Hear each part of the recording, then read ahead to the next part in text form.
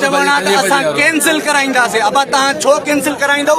तव्हांजो कहिड़ो हक़ आहे तव्हां कैंसिल कराईंदो? तव्हां पंहिंजे सिस्टम नाकारा खे नथा ॾिसो, वरी तव्हां असांजी रोड कैंसिल कराईंदो।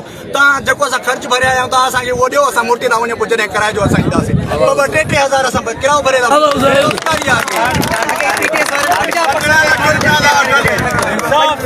छो भला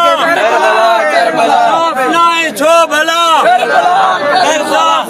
छो भला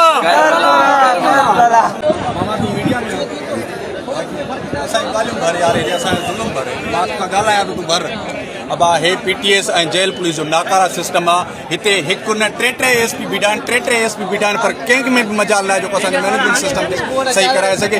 5 बजे जा आयल आहियूं, 5 बजे जा असां हिते हिननि वटि ज़लील ख्वार ऐं रुसवा था बीठा थियूं। एॾो नाकारा सिस्टम आहे जो कैंडिडेट्स खे लाइन में नथा बीहारे सघनि। न्याय ते अफ़सोस जहिड़ी ॻाल्हि आहे, 1600 रुपया चालान था वठनि पीटीएस वारा। छाजे लाइ था वठनि? न हिते पाणीअ जी सहूलियत ॾिनी अथऊं, न का सहूलियत ॾिनी अथऊं। छो भाउ असां हिननि जो कहिड़ो ॾोह कयो आहे? कैंडिडेट्स ते वरी मामिलो बि असां ते था कनि, ॻाल्हायूं था ॻाल्हाइण जे लाइ तयारु न आहिनि। ये आला अख्तियार आहिनि, ASPS में भर्ती थी आया आहिनि, CSS क्लियर करे आया आहिनि। न्याय ते अफ़सोस आहे, अगरि अहिड़ा CSS क्लियर करे ईंदा त पोइ असां जहिड़नि जो छा हाल थींदो यार? हा सभु चवनि सरियाम था चवनि 15-15 लख ॾियो। हा बाक़ी पैसो 5 बजे टाइम आहे, 5 बजे पूरो असां 3 बजे घरों निकिता आहियूं। हिननि वटि हिननि जो नाकारा सिस्टम आहे। होॾे बीठो आहे जो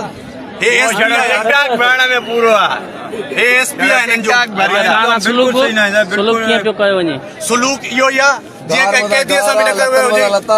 लता जेको 3 बजे शिकारपुर खां आया आहियूं, 3 बजे आहियूं त एॾो ना हक़ कयो अथऊं असां सां।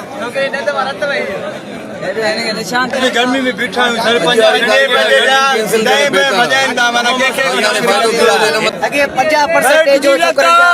50% छोकरनि जा रिजेक्ट करे छॾिया अथनि। उन्हनि चालान बि भरिया, 1500 चालान भरिया, पोइ बि उन्हनि जो रिजेक्ट करे छॾिया अथनि। उन्हनि छोकरनि जा उहा छोकरा को मेंबर नज़र ई न आहे। सभु जेल पुलिस जा सिपाही नज़र ईंदा आहिनि। उन्हनि खे एतिरी तमीज़ न आहे त को कंहिंसां सही तरह हलनि। जेकनि माना जेका तन मना लता चवंदा असां हाणे ट्रेनिंग सिखी आहियूं, भर्ती करे असां FI में रनिंग करण वियासीं। FI बेहतर है, एयरपोर्ट सिक्योरिटी बेहतर है, उन खां पोइ जेके भी ॿियूं टेस्ट उन जो बेहतर खां बेहतर है। हे बेकार में बेकार अॼु 5 बजे वारा हिन महिल हिते बीठा आहियूं। हिन महिल ताईं कुझु बि न थियो आहे, न का ठपो, न का सिग्नेचर, न का शइ। असां ज़िला कशमीर खां आया आहियूं, रस्ते में असांखे वॾो घुर थिया आहिनि। बिस्किट ॾिना आहिनि, जूस ॾिना आहिनि, पाणी मिलियो, ॿार चालान भरूं था, न वेहण जी को सिस्टम आहे, न पखो जी सिस्टम सही न किया जाए। इतनी नाइंसाफी हो रही है, कोई इंतजाम नहीं है यहाँ पर। हमारे आला दर्जों को अपील है, बराए मेहरबानी हमारे साथ इतना जुल्म नहीं करो। सुबह 3 बजे हम आए हैं, यहाँ पर कोई सहूलत नहीं है हमारे पास।